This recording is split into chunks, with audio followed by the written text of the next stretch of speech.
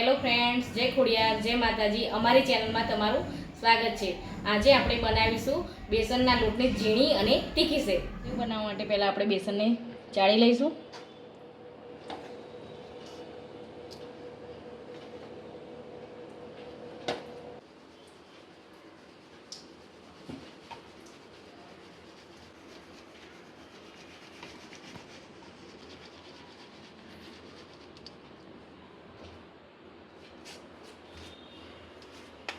બેસન આપણે ચાળી લીધું છે, તો હવે આપણે એની ઝીણી સેવ બનાવીશું।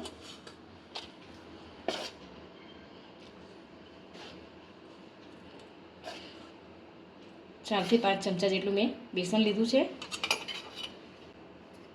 એમાં મીઠું નાખીશું સ્વાદ મુજબ, અને બીજું કાંઈ એમાં નાખવાનું નથી। અત્યારે થોડું પાણી એડ કરીને આપણે લોટ હલાવતા જઈશું।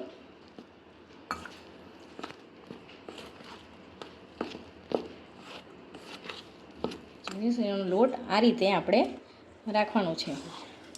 એકદમ કઠણ નથી રાખવાનો અને એકદમ ઢીલો પણ નથી કરવાનો। આ રીતે લોટ આપણો રાખવાનો છે। અહીંયા આ મોળી સેવનું બેસન આપણું તૈયાર થઈ ગયું છે, તો આપણે હવે તીખી સેવનું બનાવી લઈશું।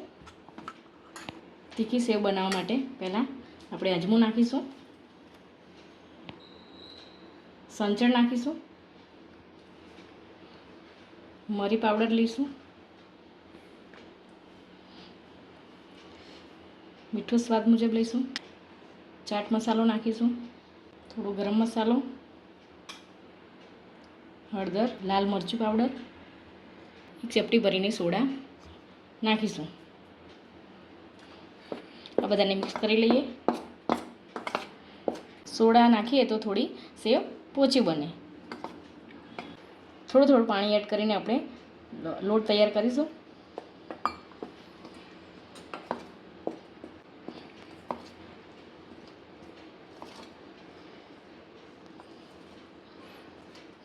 આમાં એકદમ જલ્દીથી પાણી વધારે નથી નાખવાનું, થોડું કરીને લેવાનું છે।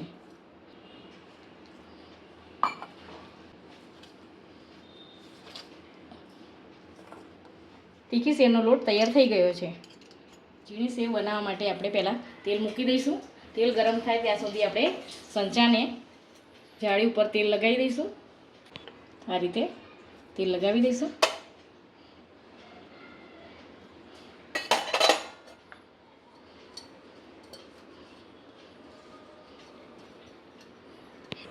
તેલ ગરમ થઈ ગયું છે, તો એમાંથી એક ચમચી ગરમ તેલ આપણે જે બેસન બનાવેલું હતું એમાં નાખીએ।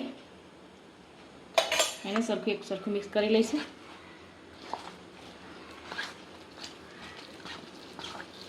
હવે આને આપણે સંચામાં ભરી લઈશું।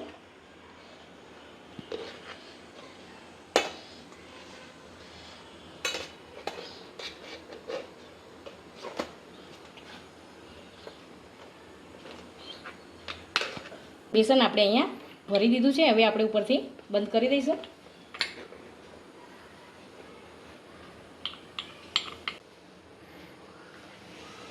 સેવ આવી રીતે આપણે બનાવી લઈએ।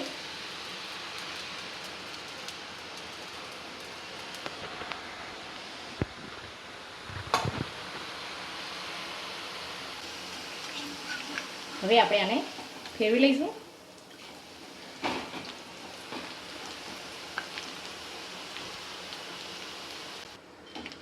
સેવ આપણી અહીંયા તૈયાર થઈ ગઈ છે, તો આપણે એને નીકાળી લઈશું।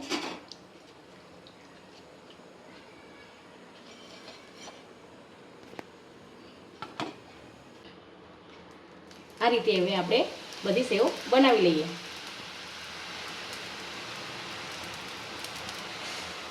ઝીણી સેવ બનીને તૈયાર થઈ ગઈ છે, તો હવે આપણે તીખી જાડી સેવ બનાવી લઈશું। સૌપ્રથમ આપણે તેલથી આપણે જાળીને તેલ લગાવી લઈશું।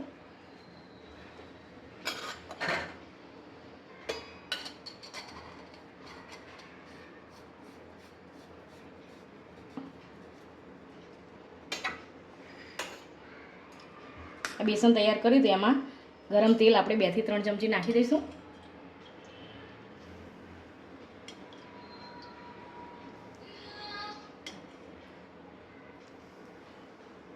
આ બધાને સરખું મિક્સ કરી લઈશું.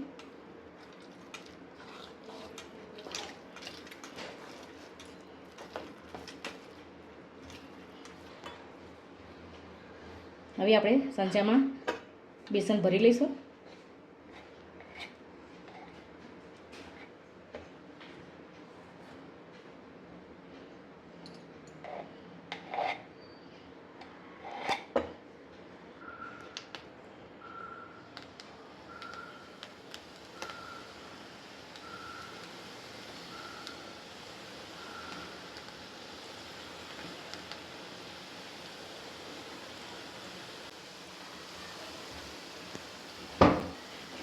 આને હવે આપણે ફેરવી લઈશું.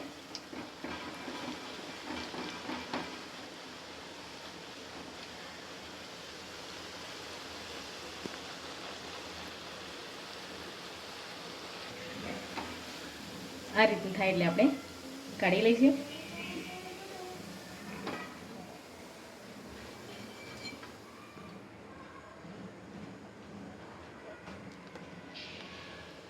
એ રીતે આપણે બધી સેવો બનાવી લઈએ.